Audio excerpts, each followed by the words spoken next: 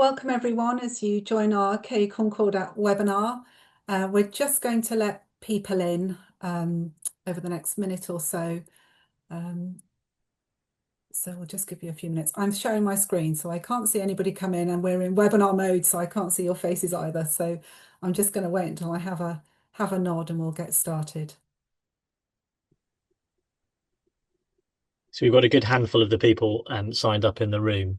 I think a few more might join us over the next couple of minutes. Okay, we can get started then. Thanks, Stuart. So yes, welcome everybody. I'm Tamsin Mann, Associate Director of Sector Engagement at Knowledge Exchange UK, and I'm here with Stuart Wilkinson, our CEO, and Luke Norman, our Head of Professional Development, whom some of you may not have met before, but is doing a grand job in his first few months at KE UK. So delighted to have him here as well. And of course, professional development is such an important element of the KE Concordat, as we'll go on to discuss later. So it's been a little while since we've had a webinar dedicated to the KE Concordat. So we thought it was an important time to, an important moment to remind everyone that the KE Concordat is still there, that the principles are still in place, and that indeed you can still sign up to the KE Concordat if you haven't already. But also, obviously, the title of this webinar, Time to Recommit, is because we are inviting institutions to recommit to those principles, to reinforce the place of the KE Concordat in our current research and KE culture across the UK. I've got a few slides that I'll talk through, and I will invite Stuart and Luke to talk at various points as well. As I say, we're in webinar mode, so please put any questions or comments you'd like to make in the Q&A, and we'll pick those up as we go along, or we'll pick them up at the end when we've got a more open question and answer session. And in that Q&A session, if you want to make a more extensive comment or have a more involved question for us, you can put your digital hand up, and our colleague Luke, who's in the background, will unmute you, and you can join us on screen. So I hope all that's clear to everybody. Right, without further ado, I will just remind everybody of the original KE Concordat, which was launched back in 2020, by a faraway Minister for Science, Research and Innovation in a different regime. But I think the important thing about the KE Concordat is that it was made obviously by the sector for the sector. And I think as I read through the principles again in preparation for this webinar, it really struck me how it has stood the test of time. You know, the importance of setting our own standards, committing to this long-term programme of continuous improvement, engagement and capacity building. And that is true of Knowledge Exchange UK's growth and our brand change and the mission we have today. And it is true of partners that we work with, such as the NCCPE, notably, who represent the public engagement community, and other partners across the sector, where there's this commitment to long-term continuous improvement, and building knowledge exchange has not changed. So still very much an important message for the sector. The 8 principles are also standing the test of time, I think. That's something we might pick up on later.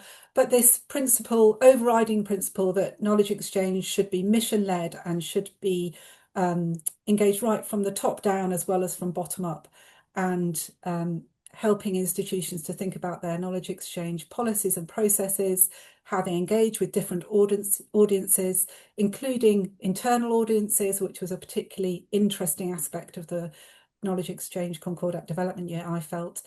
Working transparently and ethically, so different partners understand what knowledge exchange is and how they can get involved, and how it's implemented in institutions and with partners.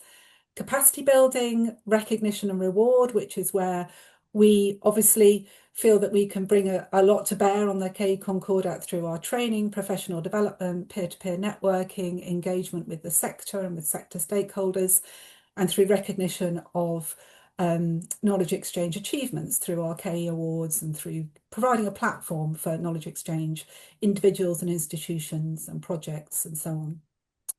That principle of continuous improvement, which is not just for KE staff, it's for academics, it's for students, it's for whole institution approach to KE, and they're very important evaluating success so we can all understand where improvements can be made and where strengths lie. So I think those 8 principles were designed to be flexible. They were designed to be very much implemented in context. And each of them obviously has suggested ways that they can be implemented, but I think they're still the right ones for me. They feel they're still the right principles and have the right amount of flexibility to adapt themselves to any knowledge exchange environment. So the main outcomes of the development year, as we call it, although I think it was about 4 years in the end, the development year, that first phase of the knowledge exchange Concordat, we have this fantastic framework for assessing knowledge exchange in context, primarily linked to mission and to place.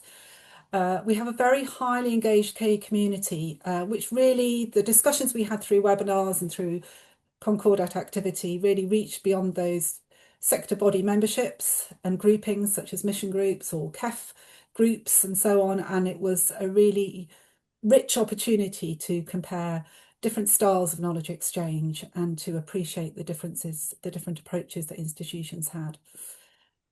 That Concordat webinar series really gave us a chance to take a deep dive into each of those missions and then to go on to talk to other aspects of KE over a couple of years, really, bringing together very broad ranges of stakeholders and covering all sorts of issues that had come out of that self-assessment process that that so many institutions underwent, and helping us to tackle some areas of weakness. For example, I say weakness, but they were just, I think, in some of the missions where processes and policies were less established, and it was kind of a new aspect of knowledge exchange that we were uncovering. We had a very rich body of material generated by the action plans that were analysed by the NCUB and their partners, and a tremendous amount of case studies which that development year left us with. And we've, the blueprint for this framework has really lasted. I think it's we've had a couple of universities that have joined the KE Concordat signatory list in the past 12 to 18 months, and they have used that same approach to deliver on the KE Concordat and sign up. So we've described our vision for the Concordat as a Concordat 2.0, just signifying a slightly different approach to the Concordat. It's no longer funded separately by Research England. I think everyone's aware of that. Hopefully everyone's aware of that. And in the devolved nations, they've taken a slightly different approach to that in England. But I think by placing the Concordat at the heart of mission-led knowledge exchange, and through the leadership that I hope Knowledge Exchange UK is providing, we can really continue to put the KEC at the heart of knowledge exchange for any type of organisation. It doesn't just have to be for universities. I think that, for example, some of the organisations that we saw involved in the shared TTO initiative, the Concordat was clearly applicable in those research-led organisations that may not have been universities. And I think that's a strength of the new approach. We also have this potential for aligning the Concordat with other Concordats and contributing to the whole of the research culture environment. And I and others have brought the Concordat into discussions around the REF PCE pillar, for example, and the contribution that the Concordat approach can make in that context. Closer to home, I suppose, and this is where Luke is working particularly hard, is to ensure that those KE principles, the Concordat principles, underpin our own training and professional development, that they help us to understand the skills that our members need, and that non-members can understand the approach as well, and help in recruitment and building capacity, and that very important framework that we're trying to put in place. And then, as I say, providing that flexible and needs-led model for self-assessment and action planning. The most frequent question I get asked is when the next Concordat assessment will be, and my answer is always that there is no formal KE Concordat assessment because it's not a formal part of assurance, but it is we know from our own conversations with Research England that it still is a very valued part of an overarching model of self-assessment. But there is recognition that there is a lot of burden in the kind of statutory assurance process, and we don't want to add further to that, particularly in this current year where we know a lot of English universities are going through a high assurance process. And we feel that the Concordat provides a programme that you can go the whole hog and do a full self-assessment and have an element of peer review if that's what you feel you need. But there are other ways of self-assessing and action planning that are equally applicable to the Concordat. Having said that, we do have materials, we do have the templates if that's what's needed. So we hope that the Concordat can continue to be a flexible tool for the whole sector. We've refreshed the identity. Some of you will have noticed that we have this rather zazzy teal background to our Zoom call today, and that's because we've kept that colour for the Knowledge Exchange Concordat. It's instantly recognisable from that original report. We've refreshed the identity a little so that it looks more modern, I think, and it looks just helps to signify that new start that we've got for the Knowledge Exchange Concordat. So we're encouraging anybody who has signed up to the KE Concordat or is refreshing their commitment to the Knowledge Exchange Concordat to use that logo on their website if they want to, and we can certainly make that available to you. Sorry, I've got a phone call coming in. I'm just going to decline it. Okay. I wanted to talk about how we align with Knowledge Exchange UK activities, but I'm just going to take a pause and a quick sip of water and ask Stuart and Luke if there's anything coming on the Q&A, or Stuart, if you wanted to reflect on the KE Concordat at that point. I might just throw in a couple of words about my reflections on the Concordat. We've got one question, which is a technical question about confirmation of submission. So I think, when the development year started, I was in an institution going through this process of the Concordat with the principles and the self-assessment and then the feedback process too. And it proved a very useful exercise to galvanize internal views around the how and why we were doing knowledge exchange. So not just other colleagues across the institution committed to knowledge exchange, but also those that were one step removed. And I think just to pick up on Tamsin's comment, we don't envisage this to be a sort of mandated self-assessment exercise across the whole of the HEI sector, but more a tool that can be used by institutions when they are reflecting on their strategy at any point in their development. But also what we found over the last couple of years is different bits of universities have wanted to look at this. So business schools wanting to think about knowledge exchange in that setting and use this as a helpful framework and context to think about the how and why that they're doing knowledge exchange and what they need to do around those principles. So we're trying to make it a bit more flexible for for institutions to dip in and out as appropriate in their evolution and their cycles of development. The self-assessment can be available. Equally, the comparison to peer groups can be sort of useful too. And we can explore those with people and with institutions as that crops up. But just to be crystal clear, the kind of the phase at the moment is just recommitting and committing to the principles which still stand. And then as institutions individually want to sort of think about self-assessment, they can. I guess another thing to reflect on is how things have changed since the Concordat was originally devised. I mean, I think my memory is of a number of things developing at the same time. So the KEF and the Concordat being developed at the same time, not closely connected. So obviously the KEF is now much more established in terms of one way of looking at the outputs and some of the outcomes of higher education institutions. I guess the other thing is that the HEBKEY data return is now a bit clearer in terms of some of the guidance around the data collection that built into the KEF. But I guess it would be remiss not to mention the development around spin-outs since the Concordat. So the spin-out review and also the development in particular of the spin-out register, another data set. And the thinking there around not just the outputs, but increasingly looking at some of the outcomes around spin-outs and commercialization. And I guess from my perspective, the Concordat sits quite nicely around not just what has happened, but the how and the why and the mission that Tamsin sort of outlined when explaining the Concordat, which is equally important to keep hold of why we're doing these things and the limits around it. So I think it's been interesting. And Tamsin, you might be able to say a little bit more about how different parts of the UK have progressed with the Concordat over that time frame. Yes, yeah, indeed. I should have mentioned that earlier. So we know that in Scotland and in Wales, the funding bodies have included a commitment to the KE Concordat principles as part of their funding assurance for innovation funding.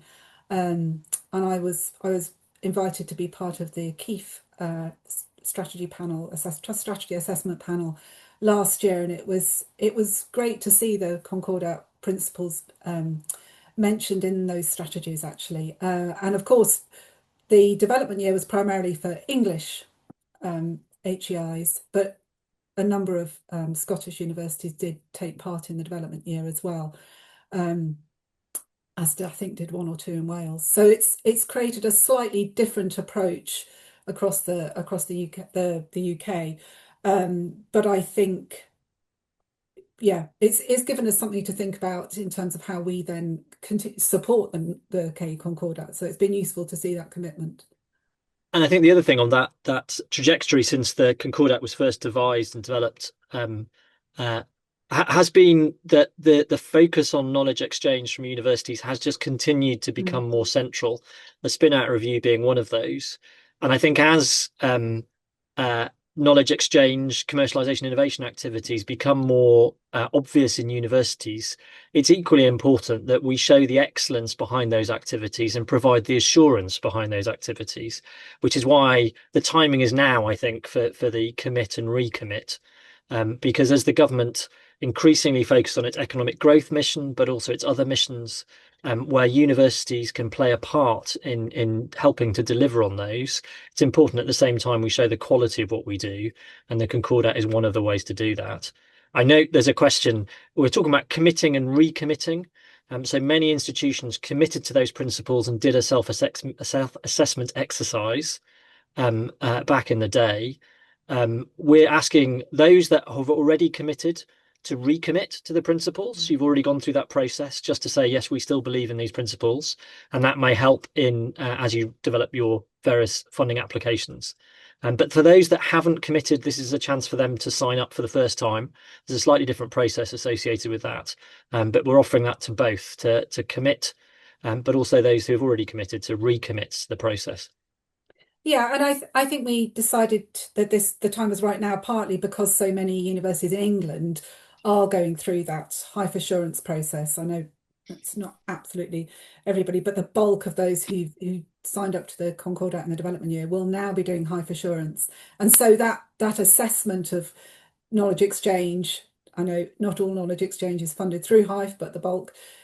But thinking about processes, thinking about capacity, thinking about audiences and engagement, that work is happening now, and it doesn't require a separate exercise under the Concordat to be put on the sector at the moment. And so in the same way, institutions in Wales and Scotland went through that innovation funding assurance process, and made that commitment to the principles.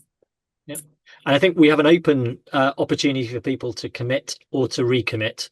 But we're very acutely aware, as Tamsin says, that um, English institutions might be considering, particularly at the moment around their high statements, that it would be particularly useful to say they have recommitted, hence us kind of making Yeah, this bit of a focus on the chance to recommit in England. Scotland and Wales have already done that. But also that will continue to be open for different institutions along with those opportunities to sort of individually use the tools connected with it. yeah. Uh, And I'll talk about, I've got a couple of slides about that as well, so we can go in a bit more detail. But I thought it would just be, we said when we kind of took on the Concordat after the development year had come to its end, that really the Concordat for us, it felt like part and parcel of what we did anyway. And I've just highlighted the four principal areas of how it aligns with KUK activities. Obviously, engagement being at the heart of what we do with all sorts of different audiences, our membership community, those beyond the membership as well, who are welcome to take part in anything that is kind of Concordat oriented. We made sure that it wasn't just KE UK members who can benefit from the Concordat on an ongoing basis. Engagement with sector bodies, with funders, with sector, with mission groups, with other types of organisations, NCEB, NCCPE, with industry bodies and companies. It's a very rich environment, as we all know, and our engagement reaches right across those. And one of our jobs is to try to explain what knowledge exchange is, how it works, and to engage those different audiences in helping to shape policies and processes and helping, not just to be about how universities can do things differently, which it does sometimes feel like, but also other audiences can, with a better understanding of knowledge exchange, perhaps, do things differently as well and have a different approach. Governance, obviously, policies and processes were quite an important element of the Concordat, just making sure there was part of that transparency principle as well, making sure that it was clear what a university was trying to achieve with their knowledge exchange, that was written down and available for anybody to access, and that those policies and processes were being followed. And thinking through processes was a very useful aspect of the Concordat, I think, in terms of thinking how audiences could engage, or thinking about how different groups of students or different groups of academics and so on could get involved with knowledge exchange. And that overarching leadership, the Concordat being led from the top, and the importance of engaging with leadership right from the top down, but leadership in the sense of that governance leadership, so that knowledge exchange was underpinned by good policies and processes that were understood throughout the institution. And we see one of our roles as having conversations around those policies and processes, and helping our members to understand where there may need to be changes in IP policy. Is a very good one. Equity share, as Stuart's alluded to, all the conversations around spin-outs recently, but also potentially in security, AI, new technology, those kinds of questions. Obviously, CPD is very linked to the need for training of all types of staff for knowledge exchange, accreditation, which is something I will maybe leave Luke to just touch on, but recognition for achievements in knowledge exchange, and recognition of the role that KE professionals play within an institution, and making sure they have the right skills, the right recruitment, and right KE pathways. Over the past couple of years at the KE UK, or as well as Practice Oral conferences, we have spoken about the skills framework, the KE skills framework, alongside the Concordat, and it's always been part of my ambition, and by extension the organisation's ambition, to bring these two frameworks closer together, so that the skills underpin that institutional framework for knowledge exchange. Luke has joined us, as I say, kind of November last year, and the skills framework now falls under his remit, and as well as the rest of our CPD offerings. So I will ask him just to give us a quick update on the skills framework, if that's all right, Luke, and reflection on how that links with the KEC. Yeah, thank you, Tamsin. So to those of you who might not have heard of the Skills Framework before, perhaps you're new to KE UK activities, the Skills Framework really provides a shared developmental language for excellence in engagement, innovation, impact across UK universities, TTOs, and other KE related areas as well. And it's all about supporting individuals, teams, leaders to assess their skills, design roles and progression routes, and also build that leadership capability for knowledge exchange as well. And I suppose rather than focusing solely on outcomes or metrics, the framework reframes knowledge exchange as a set of professional practices and behaviours that can be developed, recognised and led. It sits alongside, or will sit alongside, our jobs board. Will sit alongside accreditation as well, in particular the RTTP accreditation, so Registered Tech Transfer Professional, run by ATTP. And it will run alongside all of our professional development offerings, so in terms of the training as well that you can see on the diagram just there. And this framework will be mapping, some real core capabilities to do with knowledge exchange around culture, opportunity development, and environmental factors as well. And currently it's in its pilot stage, so we are piloting it across the country and doing some little tests and seeing how that's going at the moment, with the aim to hopefully, fingers crossed, everything works out, aim to launch it in the summer to align with our conference. So we're very excited to be able to bring this all together, and the idea that this skills framework can show you what you need to get to that next stage in your career. Maybe that's training, maybe that's accreditation, recognition, or just simply some new skills to base there. So yeah, lots of exciting things to come in the world of professional development and professional excellence. Thank you, Luke.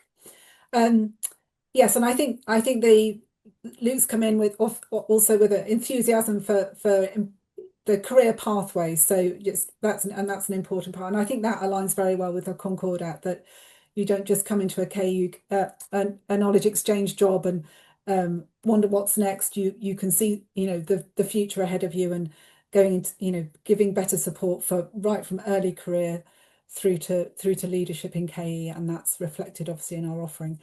And if you are able to come to our annual conference, a quick plug, there is a really fantastic thread of presentations to do with professional skills, recruitment, and KE careers. So I'm really looking forward to that. And just to jump on a question that we've just had in the Q&A around skills framework as well. Someone's just asked, are you able to share a link to the skills framework? Can't find any information on it online. So at the moment, as I said, we're currently in the pilot phase. So we're currently internally testing it with a few volunteers that we have around the KUK team. So once that's ready to go, you will be able to see it on our website and social media links. But again, it'll be around the summer, around conference. So yeah, stay tuned for lots more information on the skills framework there. Super, thank you, Luke. Right, so yes, just to talk through what we're asking from the recommitment, which Stuart has touched on a little bit, and I hope is really straightforward and really clear. It's voluntary and open-ended. It's an ask. It's a way of sustaining the visibility of the KE Concordat.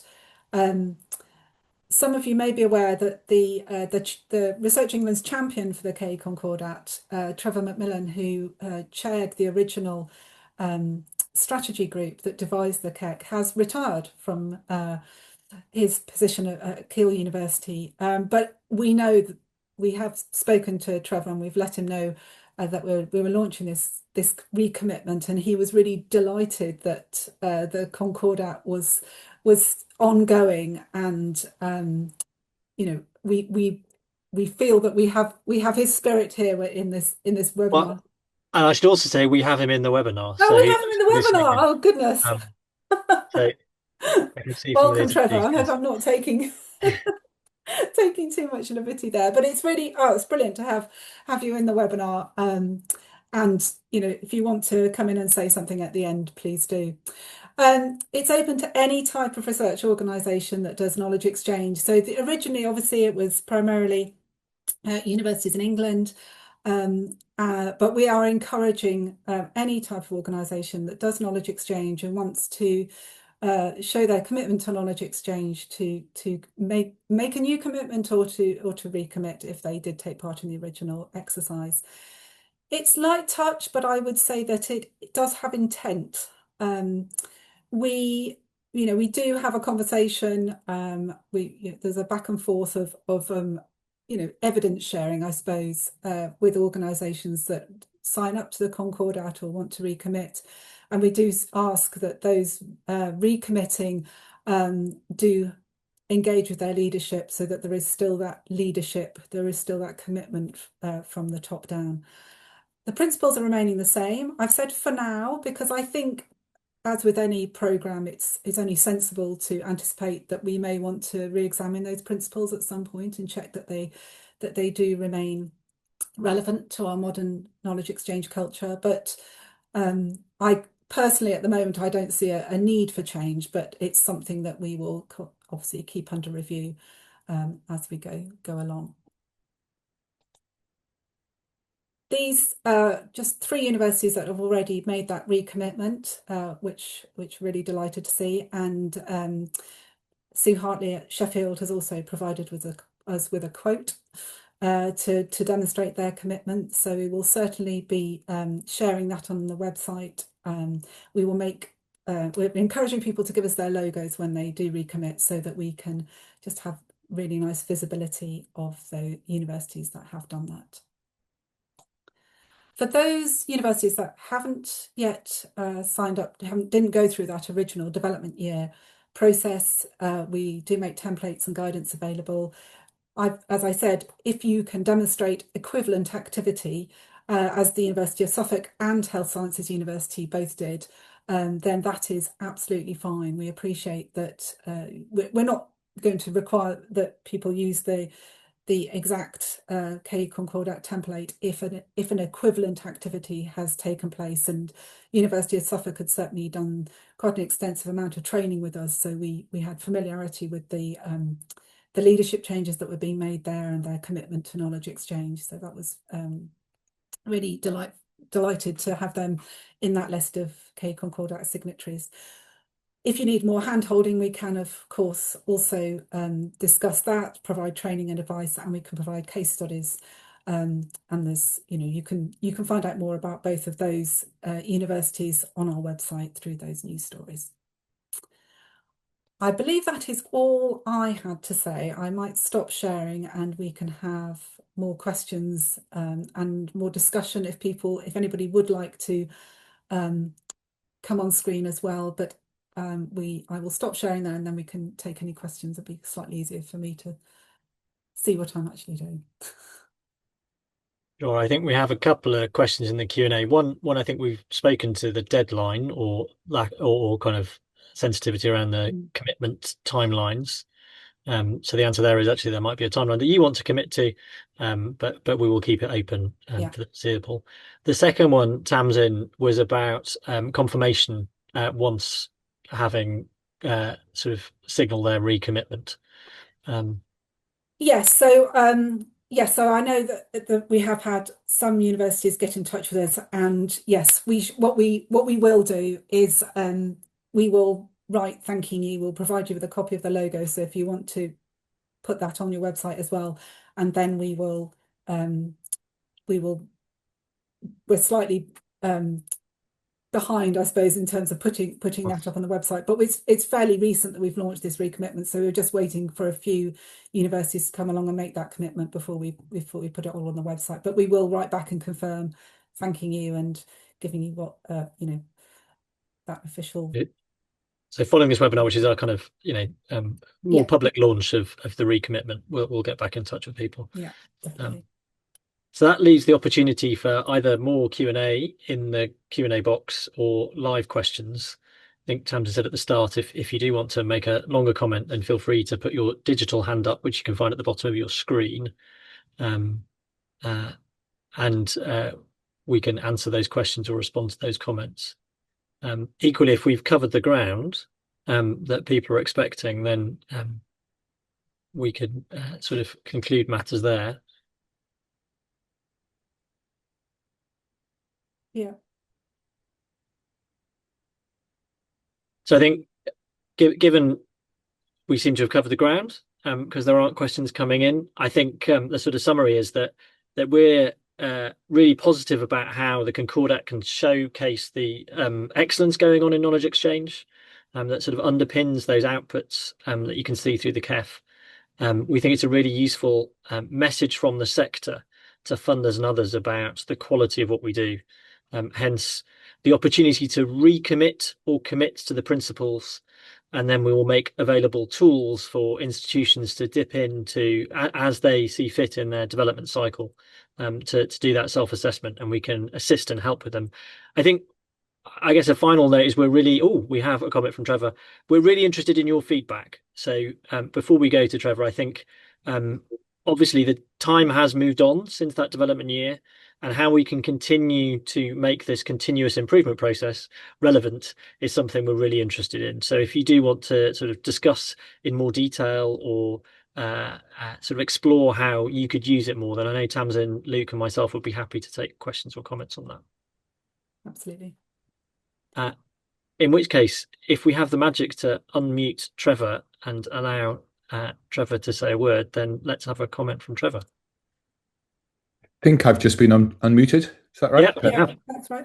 Okay. Well, just very briefly, because I'm the old guard now, and it's just to say a big thank you to all of you for putting this together and keeping it going. I'm obviously personally committed, but I'm biased. But I do still believe that it's never been more important for universities to show their commitment to society through things like their knowledge exchange. I also think that it's never been more important for the quality of the work that you all do on this call to be very clearly demonstrated and picked up in as many different ways as possible.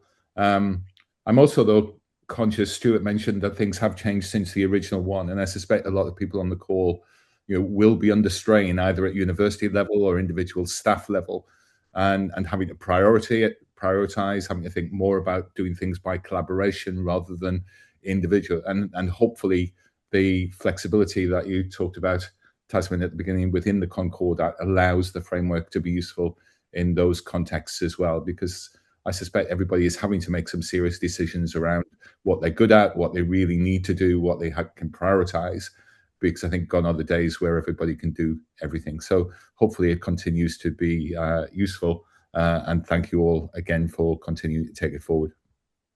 Thank you, Trevor. Thank you. And that sort of illustrates that comment about how, as knowledge exchange develops, we want to make sure the Concordat keeps pace with developments around collaboration and other things. Tamsin, what might people expect next around the Concordat? I think more visibility through KUK. So we've, as I said, it is part and parcel of what we do, but I think we can do more to make it visibly more part and parcel of what we do. And I think just making it more part of our conversations on an ongoing basis is the thing we want to do. If there is a need to, do the deep dives into the principles again, then we can do that. But I think it's just making it more visibly part and parcel of what we do, and working in partnership with others to strengthen its relevance to the ref, which we know is looming on the horizon, and to HEIF and to the ongoing pressures that we know our funders are under in delivering that, delivering on the economic growth mission. So kind of a watch this space in terms of watch out for a conference in particular around the skills framework and developments around the Concordat. But not only watch this space, do get in touch if you have thoughts or questions, or how you think the Concordat could be developed, or tools around the Concordat could be developed to help you in your institution or others in your institution. We would be fascinated to keep that conversation going. So do get in touch. I think that probably is enough for now. Thank you, Tamsin, for preparing this and thinking through the Concordat. Thank you both. Thank you both. And thank you for everybody tuning in. As I say, do get in touch if you have comments. But we will give you back some lunchtime and make the most of the Concordat over the coming months. Thanks, everyone.